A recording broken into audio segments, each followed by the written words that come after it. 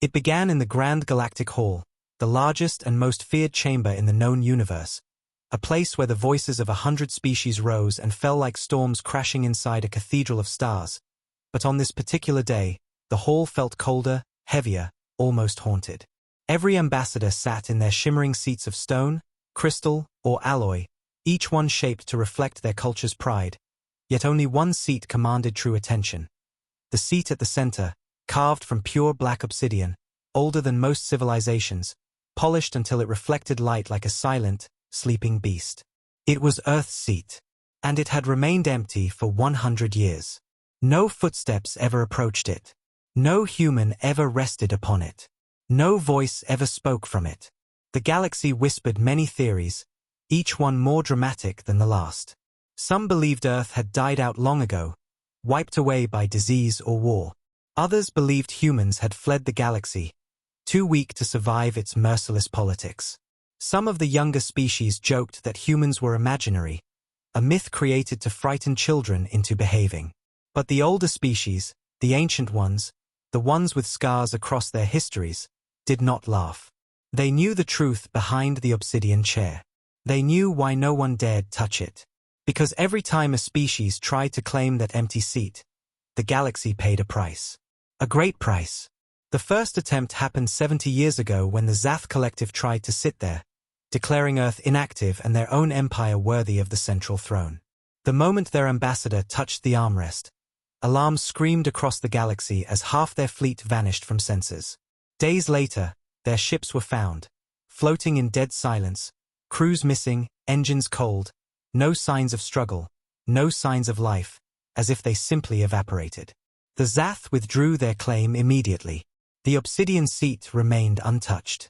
50 years later, the Draven Dominion tried.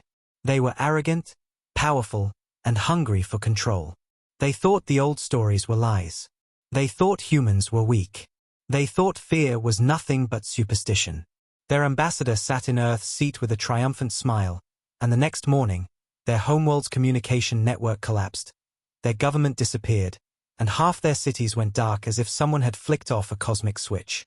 When they rebuilt themselves years later, they refused to speak of Earth at all. But they never again stepped near the empty seat. And so Earth's place remained at the center of the chamber, cold, silent, untouched, like a ghost watching over the galaxy. Yet the Council always kept it polished, always kept guards near it, always left it open for a human who never came. Not out of respect, but out of fear.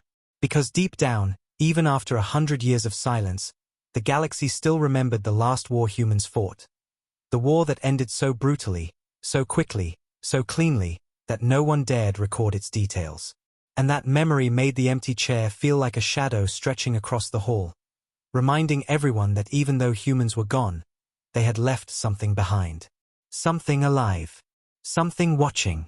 On this day, the hall was crowded with tension as the young species known as the Terran stepped forward. They were new to the Council, bold, confident, full of the pride that came from having conquered a few small systems. They wore silver cloaks and sharp metallic armor, and their leader, a tall figure with glowing eyes, stood at the center of the hall, pointing at the obsidian seat with a smug grin. "This seat has sat empty for a century," he declared loudly. "Earth is no longer a part of this galaxy. Therefore, we claim it." A wave of panic rippled through the ambassadors. The Zur elders hissed warnings. The Helleye priestess shook her head violently. Even the giant Brack warriors, who feared nothing, stood frozen with wide eyes. The council speaker, an ancient being with 4 shimmering eyes, raised a trembling hand. "We strongly advise against this." "Advise?" the Terran leader mocked. "Earth is dead. Why should we fear a ghost?" The speaker swallowed hard.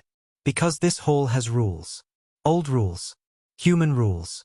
And those who broke them paid dearly." But the Terran leader only laughed.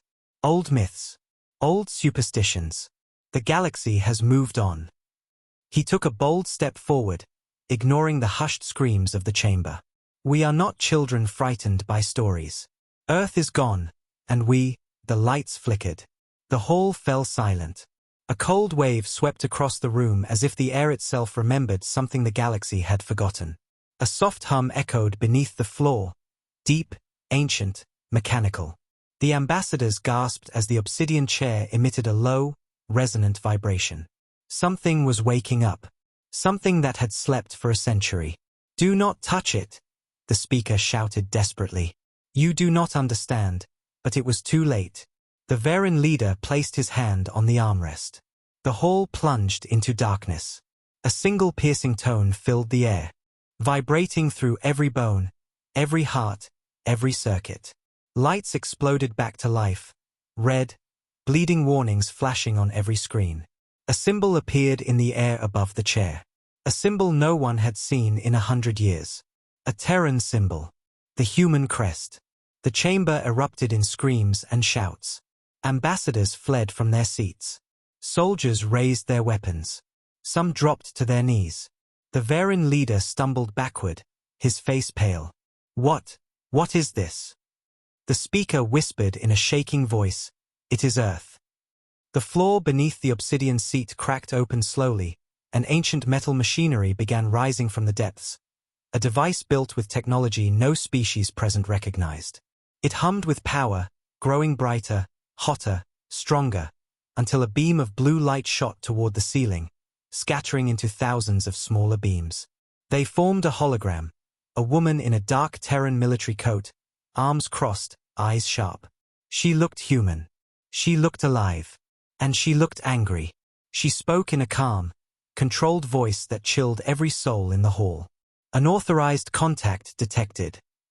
The ambassadors froze as the hologram's eyes swept the hall like a predator searching for prey. "Terran protocol will initiate in 60 seconds. The speaker collapsed back into his seat. No, this shouldn't happen. It should only activate if humans are near." The ambassadors whispered fearfully, "Are the humans alive? Are they returning? Is this a warning?" The Terran leader stared at the hologram with shaking hands. "Deactivate it. Turn it off." But the speaker shook his head slowly, hopelessly. "No one here can." The hologram continued, Terran presence confirmed. Reinforcement sequence beginning. The hall fell into full chaos. Species that hadn't prayed in centuries whispered desperate pleas. Generals sent emergency alerts. Empires far away felt the tremors in their senses. And deep in the coldness of space, in regions the galaxy believed empty, silent, dead, something stirred. Engines hummed. Gates opened. Shadows shifted. The machines of a vanished species, machines that were never truly gone, responded to the call. Earth had been silent for 100 years. But that silence was ending. And the reason Earth's seat was always empty was about to return. The alarms kept screaming through the grand galactic hall as the human hologram hovered above the obsidian seat, her eyes glowing with a cold intelligence that made even the bravest species tremble. And for the first time in a century the chamber felt truly alive, not with diplomacy or debate, but with raw fear, fear of a species no one had seen in 100 years, yet whose shadow still ruled the galaxy's nightmares. The Terran delegation backed away, their arrogance melting into panic, their leader shaking so hard his armor rattled as he whispered. "This wasn't supposed to happen. Humans are extinct. They should be extinct." But the council speaker only stared helplessly at the hologram, his old eyes full of memories he wished he could forget, memories of ships vanishing in silence, memories of human fleets that never needed to fire a single weapon to end a war, memories of soldiers who fought like ghosts and disappeared like smoke. And now, every one of those memories came flooding back as the hologram spoke again with a voice that was too calm, too controlled, too human. Phase 1, beacon activation complete. The floor rumbled. More ancient machinery cracked open beneath the obsidian seat, mechanisms waking after a century of sleep, spinning, glowing, rising like metal roots breaking the ground. Ambassadors cried out, some running for the exits, others gripping their seats, too terrified to move. The High Priestess pressed trembling hands to her forehead, whispering prayers to gods that had never once saved them from humans. The Brack warriors, towering, armored giants, clenched their fists in instinctive fear. The Zur elders clasped each other's hands, their skin paling, their voices soft with terror. "It's starting again," one of them whispered, "just like the last time, just like before the darkness. But the younger Verin, foolish and inexperienced, shouted, "Deactivate it. It's only a projection. It's not real." He drew his weapon, firing directly at the hologram's heart. But the moment the shot reached the projection, the light rippled, absorbing the blast like a drop of water swallowed by the ocean, and the hologram simply turned her head toward him as if bored. Hostile intent recognized. Warning issued. The ambassador dropped his weapon, his mouth falling open. The hall dimmed as energy readings skyrocketed, screens flashing red symbols none of the modern species could translate. The speaker forced himself to his feet, gripping the railing with trembling hands. "Stop this. Turn it off. Turn it all off." But the systems no longer responded to the Council. They responded to Earth. And Earth did not forgive. The hologram flickered, then split, becoming thousands of tiny particles that flew outward, embedding themselves into the walls, the ceiling, the floor, until the entire chamber glowed with a faint blue pulse. One heartbeat, steady and slow, like the pulse of something enormous waking beneath the planet. Some ambassadors screamed. Others fainted. But one stood frozen, the youngest HFY apprentice, tears streaming down her face as she whispered, "Humans weren't dead. They were only sleeping." Suddenly, the chamber lights surged and a new image formed, a star map of the entire galaxy. Thousands of red points flared to life. Then hundreds. Then dozens. Then one, impossibly bright point at the edge of the Orion Veil. The hologram's voice returned, soft but heavy, every syllable cutting through the terrified silence. Terran presence detected. Status, active. The speaker's breath hitched.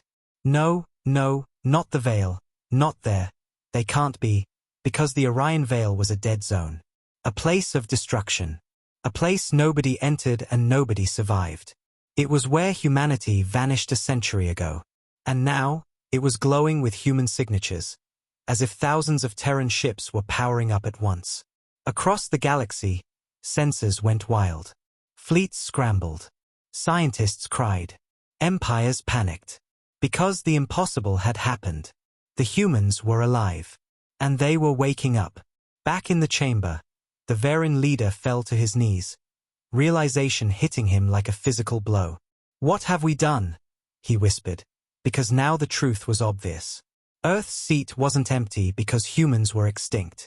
Earth's seat wasn't empty because humans were weak. Earth's seat wasn't empty because they were gone. It was empty because humans had left it as a warning, a threat, a message. And by touching it, the Verin had sent a signal across the stars, calling something ancient back. The hologram spoke again, her voice turning colder, sharper, more final. "Terran reinforcement ETA, 1 hour." The entire hall froze. 1 hour. 60 minutes until the species that disappeared a century ago arrived at the heart of the galaxy. 60 minutes until the truth behind the empty chair stepped out of the shadows. 60 minutes until the galaxy faced the return of the one species it feared more than extinction. The speaker collapsed into his seat, trembling violently. "The humans are coming," he whispered. "And the galaxy is not ready." Panic traveled through the galaxy faster than light itself as the news spread from system to system, carried through military channels, whispered across forbidden frequencies, and shouted by terrified diplomats. Humans were alive. The Verin's mistake had awakened an ancient fear that lay buried under treaties, wars, and lies, and entire civilizations trembled as the memory of humanity resurfaced like a monster rising from deep water. On distant worlds, leaders cancelled celebrations, shut down spaceports, and pulled their families into underground shelters. In the HFY temples, priests rang bells that hadn't been touched in 100 years, chanting old prayers used only when facing extinction. The BRAC generals ordered their fleets to retreat from the central sectors, their pride shattered, their courage broken by the idea of humans returning with unknown strength. Everywhere, screens flashed the same message, Terran reinforcement ETA, 57 minutes. And deep inside the Grand Galactic Hall, the council speaker forced himself to address the chamber even as his voice shook like fragile glass. "We must prepare for communication," he said, though everyone knew his words were a hopeless attempt to remain calm. "Perhaps they will come peacefully. Perhaps they intend only to what? A terrified ambassador screamed. To talk. His voice cracked. Humans don't talk. They warn. They watch. And then, things vanish. His words echoed through the hall like a ghost's cry. The young species did not know the truth, but the old ones remembered. The way human fleets moved without sound, without light, as if they bent the rules of reality itself. The way human soldiers fought with no hesitation, no panic, no mercy. The way humanity responded to betrayal with quiet actions that destroyed empires in days. Not with rage. Not with pride. With precision. That was why Earth's seat was always empty. Because humans did not need to sit in a throne to control the galaxy. Their silence alone was enough. And yet, for 100 years that silence brought comfort. It meant humans were asleep. Or gone. Or simply done with the galaxy. But now the silence was broken. And the galaxy felt like a child who had woken their sleeping parent. Only to realize the parent was not gentle, but a giant with scars and fists made of iron. Back on dozens of council screens, the holographic star map zoomed in on the Orion Veil. More red signatures appeared. Then more. Then more. What started as a cluster of human signals became a growing swarm. Hundreds of signatures, then thousands. Ships. Fighters. Drones. Structures. A fleet too massive, too organized, too silent to be anything but Terran. Ambassadors clutched their heads in disbelief. That cannot be real. No species builds fleets that big in secret. Impossible. The Veil is a dead zone. No one can survive there.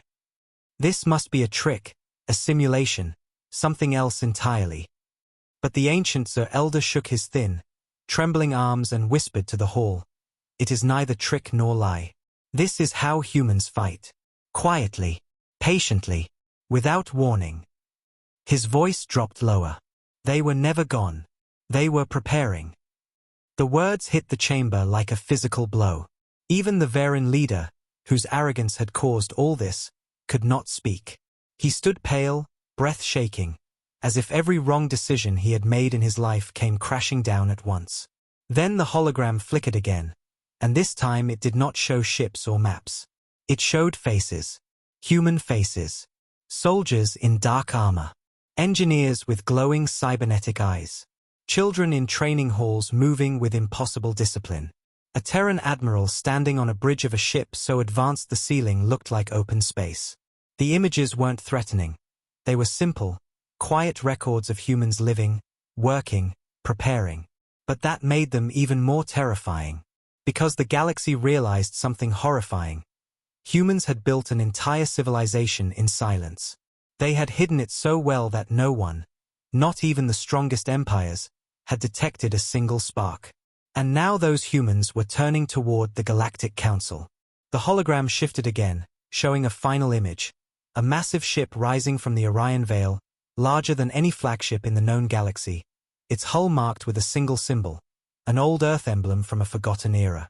The chamber fell silent. Breathless. Horrified. In awe. The speaker whispered so softly the hall almost didn't hear him. This is the truth we buried. This is why we were warned never to touch that seat. His eyes filled with despair.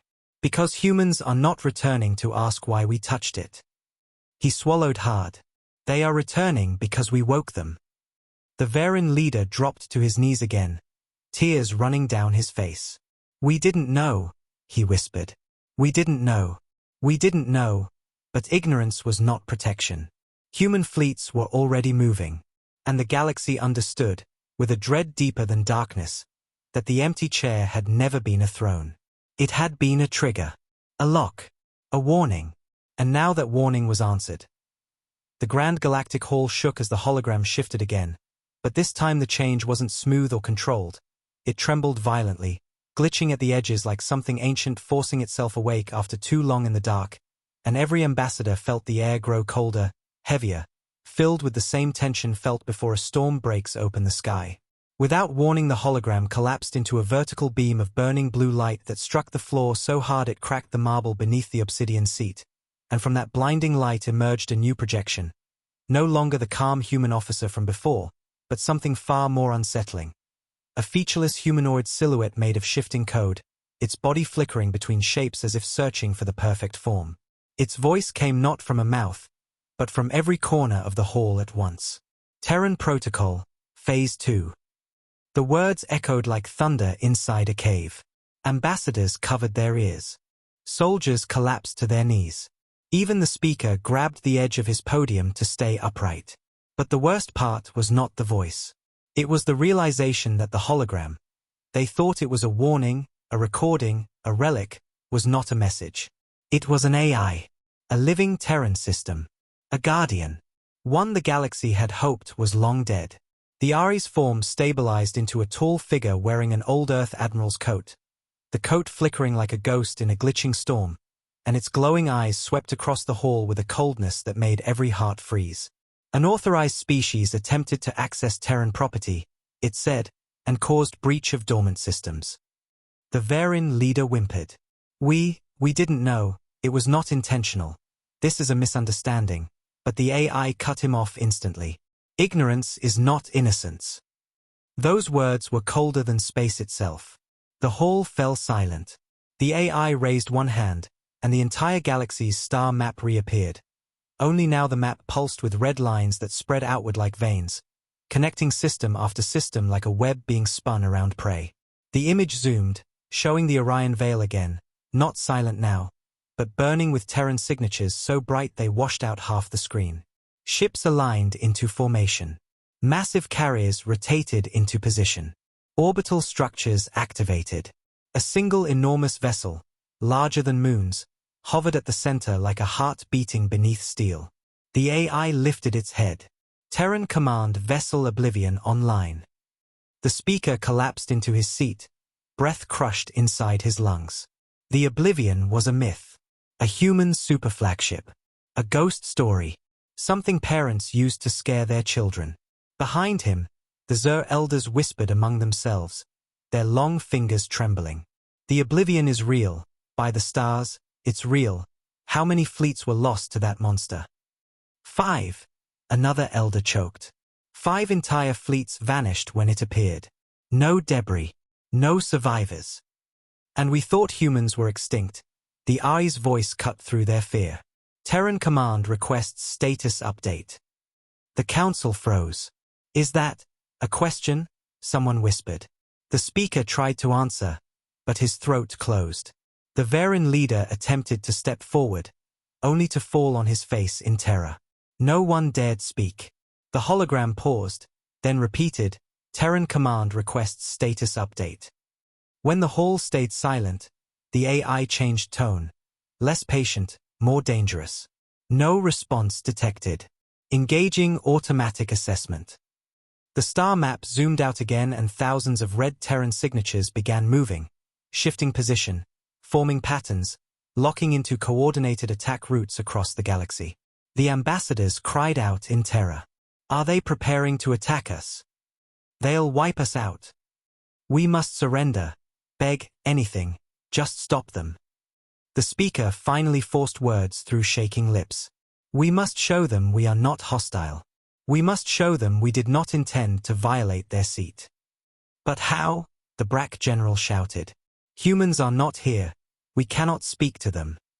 And then the most horrifying possibility entered the room like an icy wind. Maybe humans were here.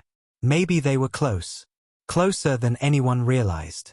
The AI flickered, then lowered its head slowly toward the obsidian seat. Terran's seat awakening.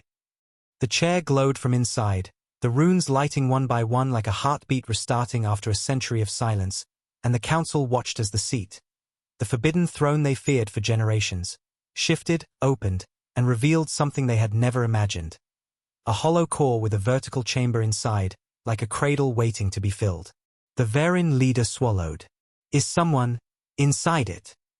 The speaker shook violently. No, it's not a chamber for a person. It's a receiver. A receiver for what? The AI answered. For Terran arrival. The hall inhaled sharply. Across the star map, the Oblivion's engines flared brighter. Fleets aligned. A jump route formed from the Orion Veil to the Council's capital system. Direct, precise, unstoppable. ETA, 32 minutes, the AI announced. Prepare for Terran presence. We are not prepared, the speaker cried out helplessly. But the AI simply flickered again, staring at the empty obsidian seat as if waiting for its rightful owner to return. And as the galaxy watched in fear, every species finally understood the terrifying truth. Earth's seat had never been a symbol. It had never been a forgotten throne. It had never been empty by accident. It was a gate, and the humans were coming home. The countdown continued across every screen in the Grand Hall, the number 27:14 pulsing like the heartbeat of something monstrous approaching, and the galaxy felt those numbers like a blade pressed against their throats as fear settled heavier, thicker, choking the air until every breath became a desperate struggle. Ambassadors argued in frantic whispers, soldiers shook as they held their weapons, and even the proudest empires felt their knees weaken because there was no doubt anymore. Humans were not only alive, they were coming, and every passing second felt like the final moments before a storm tore open the sky. The council speaker slammed his hands against the podium, forcing himself to speak over the chaos, his voice raw. We must choose, do we run, or do we face them? But running was impossible. Human ships moved faster than anything known, and facing them felt like standing in front of an ancient god. The Terran leader, pale and broken, clutched at his armor, whispering like a child lost in the dark. We didn't mean to summon them, we didn't know. But the Xur elder snapped back, voice trembling with old terror. Intent does not matter. Humans do not judge intent. They judge result. His words made several ambassadors collapse back into their seats, eyes wide with silent horror, because the galaxy had forgotten humanity's strongest trait. Not their intelligence, not their weapons, but their absolute, terrifying ability to act without hesitation once they felt threatened. The AI flickered again, projecting new data. Terran advance speed increasing. Fleet signature count, 1,482 vessels. The hall erupted in gasps so sharp they cut through the air. No species possessed that many ships. Not combined. Not even in legend. The Brack general's voice cracked as he whispered, That number is not possible. They cannot have built so much in silence. But the AI corrected him instantly. Correction. This is one Terran battle group. Silence. Thick. Heavy. Crushing. One battle group. And there were more behind it. The hall felt as if gravity had doubled. The speaker swayed, nearly falling. A battle group? That massive fleet is only a fraction. The AI responded with mechanical calm. Yes. The Terran leader grabbed his head, nails digging into his scalp. We destroyed ourselves, he whispered. We woke up something that should never have been disturbed. His voice cracked into a sob. We touched their seat, we touched their legacy.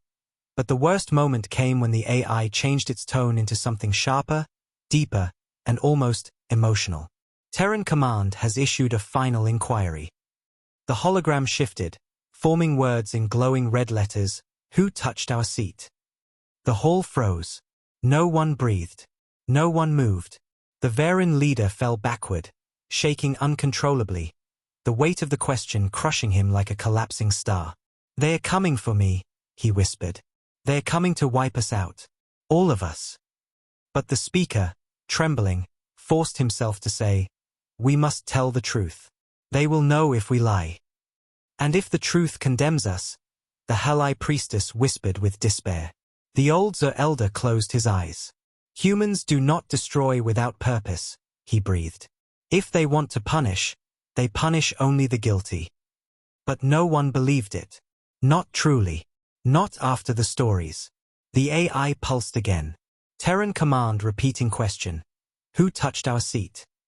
The words grew brighter, hotter, filling the hall like the glare of a rising sun. Even the shadows trembled. The Terran delegation screamed out at once. We did. We did. It was US. Their leader fell to his knees again, pressing his forehead to the cold floor, begging through tears. Please, please, we didn't know. We didn't mean to provoke. Please tell them. Tell them we beg forgiveness. The AI paused. The hall fell so silent it felt like the galaxy itself had stopped breathing. Then the AI said, "Acknowledged." Forwarding confession to Terran command. This single sentence sent a wave of cold terror through the entire chamber. Because now humanity knew. They knew exactly who touched their seat, who activated their systems, who awakened their fleets, who called them back. The speaker stared at the countdown. 2400 hours 02. "We have 24 minutes, he whispered. 24 minutes until humanity arrives at our gates. The BRAC general gritted his teeth. "We must defend ourselves. Prepare shields. Call fleets, NO. The speaker roared with unexpected strength. "A shield will be seen as hostility. A fleet will be seen as challenge. And humans do not lose challenges." "Then what do we do?" someone cried. The speaker's old voice broke. "We pray. We bow. We hope humanity still remembers mercy." The lights flickered again. The Ari's form glowed brighter, like a star being born in the center of the hall. Terran arrival sequence locked. Council planet is designated landing zone. Dozens screamed. The elder whispered, "We will meet them, here." The AI finished softly, calmly, with a final message that made every soul freeze in their skin. "Prepare yourselves." The last time humans arrived uninvited, galaxies fell. And as the countdown burned lower, the entire hall turned into a chamber of trembling hearts and silent dread, because Earth's seat was no longer empty. It was waiting. The countdown dropped to 1843 and the Grand Galactic Hall no longer felt like a chamber of diplomacy but like the inside of a tomb slowly sealing itself shut. Every ambassador frozen in terror as the Ari's cold blue glow washed over their faces, making their eyes gleam with fear, regret, and the realization that nothing they said or did now could stop what was coming. The galaxy had awakened the one force they had tried to forget. A force that had vanished not because it was weak, but because it was too strong, too dangerous, too unpredictable for the fragile balance of power that other species desperately clung to. The speaker stared at the star map showing the Terran battle group racing toward them, the formations terrifyingly organized, every ship moving with silent precision, and for a moment his breath caught because he remembered. He remembered the last time humans moved like that. The last time their ships aligned in perfect silence before the fall of the Olari Empire, before 5 systems went dark overnight, before an entire war ended in 37 minutes without a single broadcast from Earth. Those memories made his hands tremble. "We are going to die," he whispered, and though he spoke quietly, his words echoed across the hall like a prophecy. The Terran delegation wept openly now, some curled into themselves, some clutching their heads, some whispering frantic apologies to gods that never answered, and their leader stared blankly at the obsidian seat glowing with Terran runes as if it were a doorway to his execution. "Why didn't they answer for 100 years? He cried. "Why now? Why come for us now?" The Zur elder answered softly, "Because you touched the one thing no species should ever touch, their place." His voice fractured. Humans do not ignore insults. They ignore everything, until the moment they choose not to. As if responding to his words, the Ari's form flickered again, and its eyes glowed brighter, scanning the hall slowly, deliberately, like a hunter memorizing every face in the room. "Terran forces request planetary condition update," it announced. Silence suffocated the room. The speaker stepped forward, tears slipping down his cheeks, and said with a shaking voice, "Condition, fearful, unprepared, desperate." The AI tilted its head. "Clarify." The speaker's voice cracked. "We do not want war. We do not want conflict. We do not want to fight humanity." The AI paused, as if processing. Then it replied, "Acknowledged." A wave of air left the room as ambassadors collapsed in relief, but it was short-lived. The AI continued, "Terran forces will evaluate sincerity on arrival." The hope died instantly. The Terran leader choked out, "They're going to scan our minds. They're going to know everything, every insult, every secret, every thought." The speaker said nothing, because he knew this was true. Humans did not guess. Humans did not ask politely. Humans confirmed. And once they confirmed, they acted. The countdown hit 3 p.m. and the walls of the hall began to vibrate, not from explosion or attack, but from the raw energy of the Terran jump corridor forming in space just outside the planet's atmosphere. Windows cracked. The air shook. Light flickered like lightning trapped behind the sky. A young ambassador pressed against the glass and screamed, "The SKY is opening." Everyone turned toward the massive skylight dome above them, and terror froze their hearts as they saw the impossible. Space folding like fabric, a crack forming in the darkness, a crack filled with blinding white light, widening more and more as if the universe itself were being torn open. "Jump corridor stabilizing," the AI said calmly. "Terran flagship exiting FTL." The words were gentle. The meaning was not. The Verin leader fainted. The Brack general fell to his knees. The Hell-Eye priestess covered her face, whispering broken prayers. Even the speaker, strong in every crisis, whispered, "O stars, protect us." The sky split wide open and a colossal shadow began to emerge. A ship so massive it blocked out half the stars, its hull plated in a dark metal that seemed to absorb light instead of reflecting it.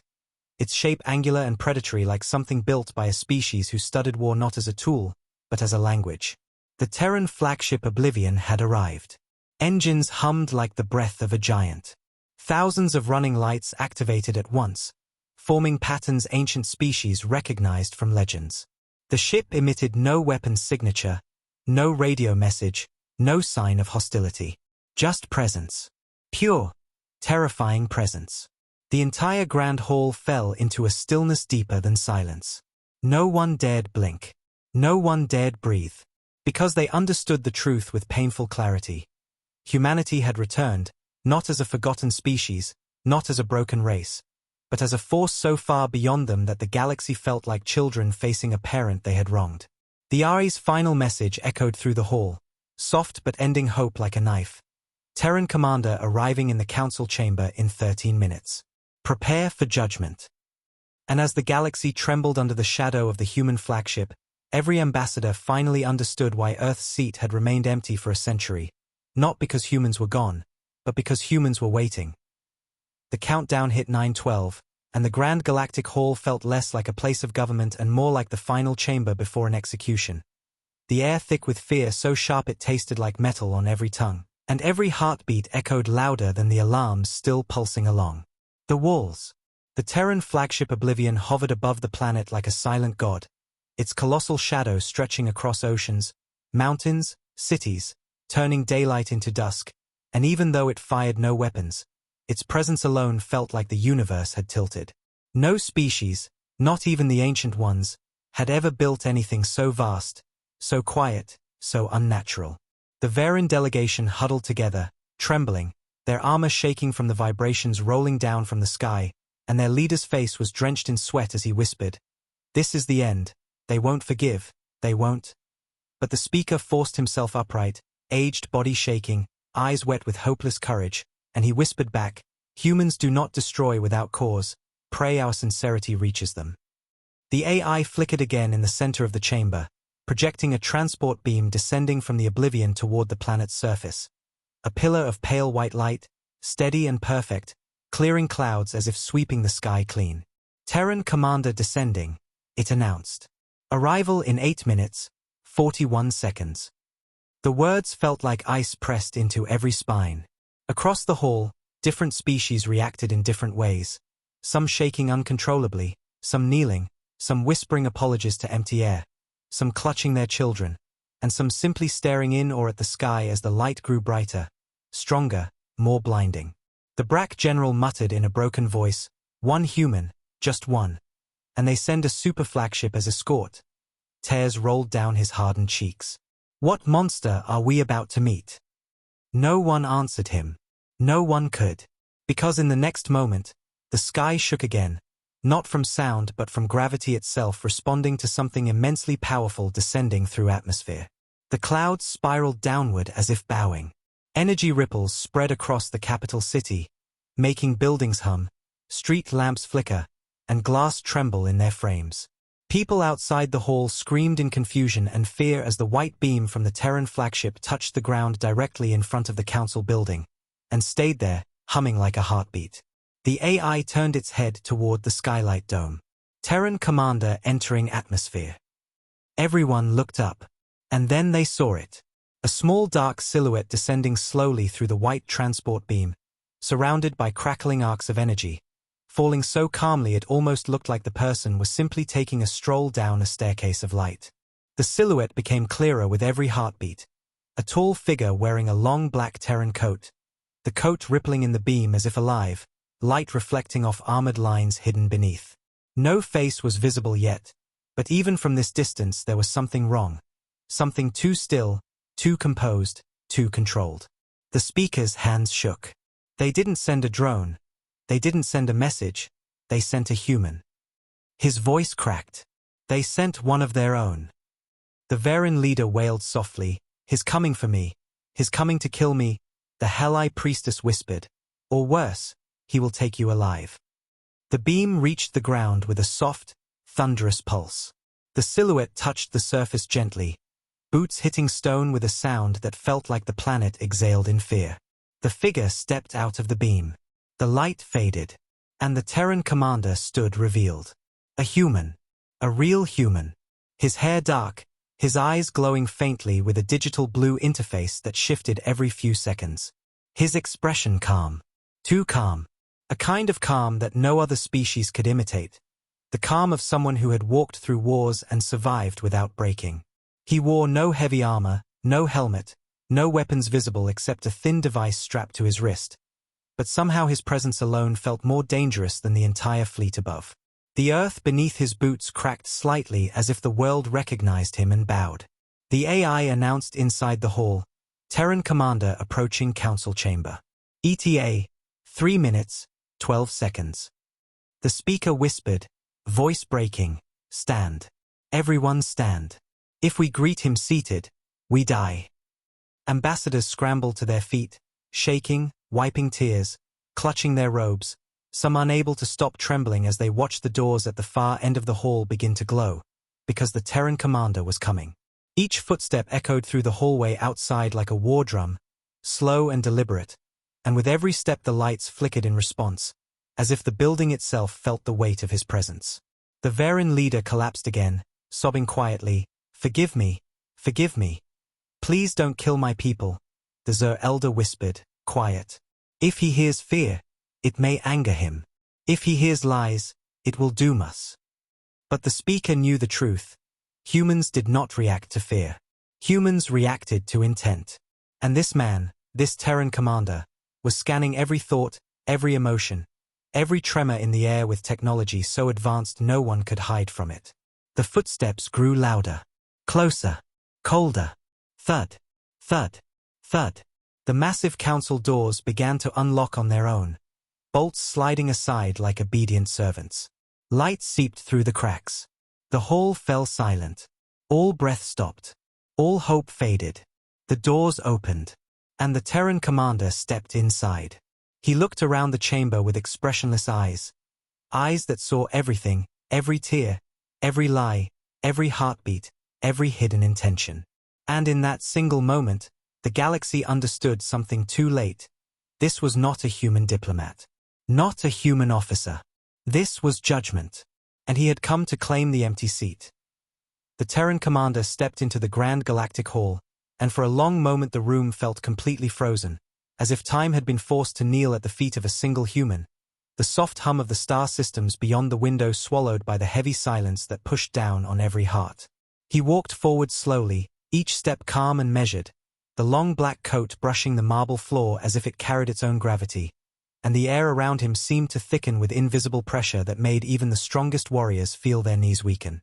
His eyes, glowing with cold blue light, scanned the room, not with hatred, not with anger, but with a kind of quiet disappointment that felt worse than any threat. When he finally reached the obsidian seat meant for Earth, he stood beside it without sitting, placing one hand gently on the armrest, and the entire hall shivered as the stone pulsed to life, awakening after 100 years of silence as if recognizing the touch of its rightful owner. No one dared breathe. The speaker stepped forward with trembling hands, bowing so deeply his forehead nearly touched the floor, whispering, "Terran Commander, we welcome you. Please hear us before judgment is made." But the human only turned his head slightly, those calm, sharp eyes locking onto the representatives who had tried to claim Earth's seat, and in that single glance those delegates collapsed to the floor, unable to withstand the weight of being truly seen.